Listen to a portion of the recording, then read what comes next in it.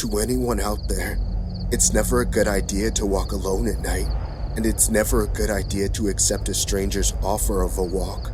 I know this now, but 2 years ago, as I strolled through the park, I didn't think that anything could go wrong. I was enjoying the tranquility of the park when suddenly, I saw something ahead of me in the shadows. At first, I thought it might be nothing more than a stray animal, but as I drew closer, I began to make out what appeared to be a man. I grew nervous, chills running down my spine. Something about the way he was walking made me uncomfortable, but suddenly, he walked under a lamppost and a grin spread across my face. I knew this man. He was the father of one of my good friends, Lucy, and we'd all spent many afternoons in the park together. I put my previous fear aside and began to walk toward him again, my fear replaced with relief. Hey, Mr. Castro. It's me, Clarissa. Clarissa! It's been so long since we've seen each other. How you been? How are your parents? His polite inquiries were comforting and my fears from before began to subside. We continued to walk together, engaging in pleasant conversation and reminiscing on our past family adventures. I relaxed as we continued to walk, enjoying the late night air. Despite this, the conversation soon took a turn for the worse and began to make me feel uncomfortable. So Clarissa, are you seeing anyone special yet? You know, I'm always willing to give advice. He licked his lips and leered at me. Thanks, but I'll pass. Well, it's your loss. Come, let me show you something. The implication cleared. I had forgotten my previous fear as I hesitantly followed him down a dark alley, his grip on my arm tightening as he led me forward. We eventually came to a stop and I looked around in confusion, not sure why we were there. Suddenly, his hands were on my shoulders, pushing me up against the wall. His lips were on my neck and I instinctively recoiled, screaming for help. Help! Somebody! Please help me! Shut up! It's too late! Nobody is out right now! Stop struggling or I'll hurt you! He began to tie me up and I knew that if I didn't get free soon, this would be the end for me. With a burst of strength, I managed to break free and ran towards the park as fast as I could. I could hear him cursing behind me. I hid in a bush, my heart pounding as I tried to remain silent. I could hear him storming around, his footsteps thudding as he ran. Clarissa, come back! I just want to talk! He began rummaging through the bushes directly next to the public bathroom in the park. I whimpered, trying my best to stay hidden. All he had to do was look through the bushes I was hiding in, and I was finished. I stayed hidden though. He was right next to me and I clamped my hands over my mouth, trying my best not to move. I could see him from my hiding place in the bush. His wild and scraggly hair hung limply from his balding head, his weird eyes greenish in the moonlight. The black dots in the center of his eyes darted to and fro, trying to find me. His hulking form stood looming over the park, like an omen of death. He walked off, but I could still hear him shouting out my name and calling for me to come out. Clarissa! Clarissa! Finally, it grew quiet and I knew he had gone for now. I crawled out from my hiding place and ran to my car, quickly getting inside and driving home. When I arrived at my house, however, I saw something that made me sick. Out front in my yard, a hulking figure stood, his eyes wild as he stared into my windows. The hair was unmistakable, and I knew in an instant that it was Castro. I cursed myself now for inviting him and his daughter over to my house before. He knew where I lived, backing my car into an alleyway before he could see me. I quickly dialed the police. Hello? Yes, please send help. There's a man outside my house that I'm afraid of. He's been following me and trying to abduct me. I gave them the address and they promised to be there soon. Looking out of my window, I saw Castro beginning to walk away from my house, his form becoming more and more mysterious in the night. I waited patiently for the police, praying that he wouldn't get away before they got here. When they arrived, we looked around the area, but he had vanished as if into thin air. After searching for his car, however, they found something that made my stomach churn.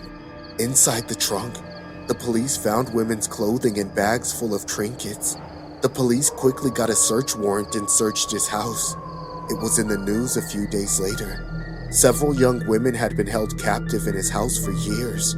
I couldn't believe I had nearly fallen victim to a serial abductor. I shivered at the thought of how close I had become to being one of those poor girls, never seeing the light of day again. I've learned my lesson. Anyone who thinks that these abductions don't happen is foolish. You need to be aware of your surroundings, and you need to be careful of who you trust. That's something I will never forget. Even if you think you know someone, be cautious. It could save your life. The story you just saw is based on the true, terrifying story of Ariel Castro. Ariel Castro was a serial killer who kidnapped 3 girls between 2002 and 2004. These 3 girls were held hostage in his house until 2013 when they escaped. During this time, one of the women had a daughter. Castro kidnapped these women by inviting them for drives and then kidnapping them. After being caught, Castro was sent to 1,000 years in prison without the possibility of parole.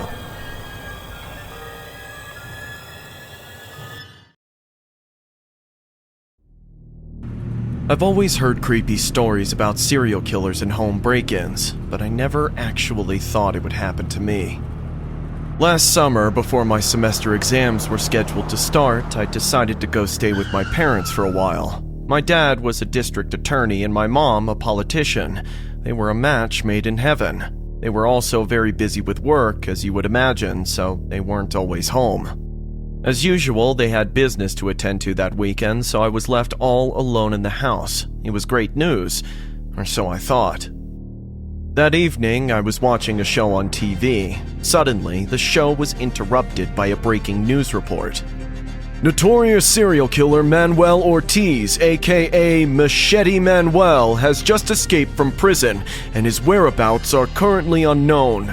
Residents are advised to lock their doors and remain within their homes at least till the next morning. The news then went on to show the picture of the psychotic serial killer that had just escaped. Just his looks were enough to make my blood curdle. He had tattoos inked all over his face, neck, and body. He even tattooed his eyeballs deep black to give himself a more demonic look. Platinum-colored grills lined the front of his teeth, and he had self-inflicted scars all over his hands, one for each person he had killed.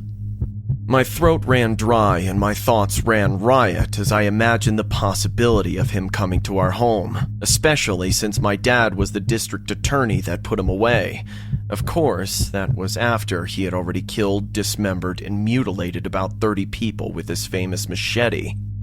I wasn't going to take any chances. I triple-checked the doors and slammed the windows shut. Before heading upstairs to hopefully do some studying, I left our dog Bruno on the living room carpet. That's where he liked to sleep. I bolted the doors to my room and hit the reading table. I was so scared out of my mind, I had to speak to myself to stay sane. Calm down, Lucas. Even if he did come here, there's no way he could get in.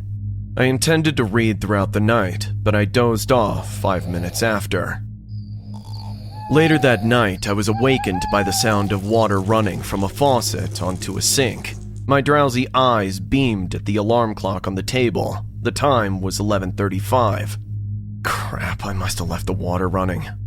I would have just ignored the sound, but then I heard frantic barks. Why is Bruno barking? I asked myself as I slowly walked down the stairs, one lethargic stride at a time. My feet felt like sandbags were tied to them, and my vision was blurry. It was a miracle I didn't end up barrel rolling down the stairs. Suddenly, Bruno's barking waned into a whisper, like the moaning of a wounded animal, and then it stopped abruptly. Bruno? Bruno! Here, boy! I whispered as I arrived at the foot of the stairs, but there was no response. At this point, my heart was beating fast, but nothing could have prepared me for what happened next. Suddenly, the lights went out and everything was pitch black. Oh God, what's going on? I whispered to myself as I flipped the light switches repeatedly. Luckily, I had my phone with me, so I turned on its flashlight and then made my way into the living room. Is anyone here? Hello? Bruno, are you there? I yelled out, hoping, begging for this nightmare to just end. Suddenly, I heard the window slam. The jolt it gave me was enough to drive sleep away from my eyes. Is somebody there? Hello? I called out again to no one in particular. Bruno was no longer in the living room. I walked towards the front door, and that was when I saw it. The locks were broken, and the door was wide open. I also noticed that other houses in the neighborhood had lights in them, so someone must have cut the power to my house.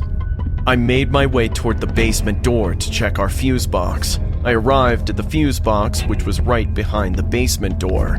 I was shocked to find that it had been switched off. I obviously didn't do it, so I had no doubt that there was someone else in the house with me. I flipped the switch and the lights came back on. Oh, thank God, I whispered to myself. But just before I could breathe easy, I looked towards the kitchen, and standing right at the entrance was a man with a machete. A man who, without a doubt, was Machete Manuel. Hola, cabron! I just have one question for you. Is your jefe home? Manuel grunted from across the room with a distinct Hispanic accent. I, however, was so petrified I couldn't say a word. I couldn't even move. Are you deaf or something, pendejo? He barked and then charged towards me. Without thinking, I slammed and locked the basement door and then ran down the stairs. I heard the door shake and quake as Manuel tried to break in. I tripped over something at the foot of the stairs and crashed to the floor. My phone had also fallen out of my hand and the light had gone out. I rose to my feet. The basement was dark, but after a few misplaced slaps across the wall, I was able to hit the light switch. And that's when I saw it. Bruno's lifeless body sprawled on the floor of the stairs. He must have been strangled to death. Bruno! Oh God! Why is this happening? I could still hear his heavy footsteps stomping around upstairs. I can't find my phone. Oh God, what am I gonna do? Just then, I noticed the basement window. I quickly crawled through it and then ran over to our neighbor's house. I pounded on his door until he opened up. You gotta help me! The serial killer, he's at my house right now! The neighbor was the head of the neighborhood watch, so gathered a few other men and they went over to my house. Each man was armed with a shotgun and a rifle. When they got there, they found nothing but muddy boot prints and dirt stains. Afterward, they called my parents and the police. Not long after, we moved to a different house. It's been over a year now, and I still find it hard to sleep at night, especially when I remember they still haven't caught him.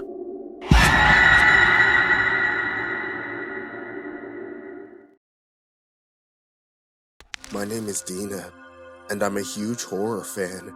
Well, at least I used to be. To be honest, all my love for the genre disappeared in one night. You see, that night, I was alone in my house. I had just moved in and still had a lot of unpacked boxes.